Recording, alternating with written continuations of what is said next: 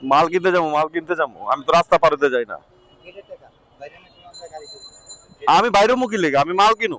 না না না, এটা ভিতরে প্রবেশ করলেই তো বস টুল দিতে হয় এটা। কি কারণে? আমি আমার কথা শুনেন, আমি যদি রাস্তা ইউজ করতাম যে এই দিকটা ঢুকে আমি ওদিকটা বাইরে হইতাছি, তাহলে আমি আপনার টাকা দিতাম। কথা হলো কি দেখেন, এটা দিতে প্রবেশ ফিল জন্য। ভাই এডি কোয়েন না ভাই, এইসব ফালতু জিনিস ভাই। প্রয়োজনের কারণে আসে এখানে দেখেন। আমি তো আপনাদের কাছেই আইছি।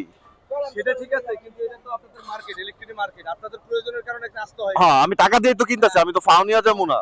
ইজারা দিতে দেখেন, মোটরসাইকেলের প্রতিবার প্রবেশ ফি 10 টাকা। এটা আপনার যুব ক্রীড়া মন্ত্রণালয় ক্রীড়া পরিষদ কর্তৃপক্ষ এটা ইজারা দিতে। এডি কোয়েন না ভাই, এডি কোয়া না, না, কোয়েন এটা এডি তো চলে না। বলো আমরা না। কি অবৈধভাবে করতে পারবো এখানে? মনে হয় আপনার আমি মাল কিনা বাইরে যাবো, আমি কি কারণে আপনার টাকা দিব? আমি মাল কিনতে গিয়ে টাকা দিতেছি না। মাল তো না, ঠিক আছে, কিন্তু আপনার গাড়ি রাখবেন, গাড়ি এখানে সেফ থাকবে না, এখানে দোকানের সামনে রাখবেন, ফুল দিতে এই কারণে।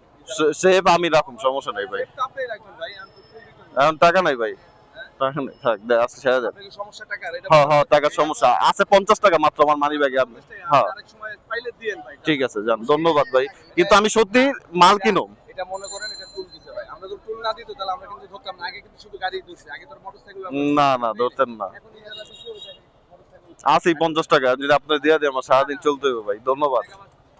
ঠিক আছে।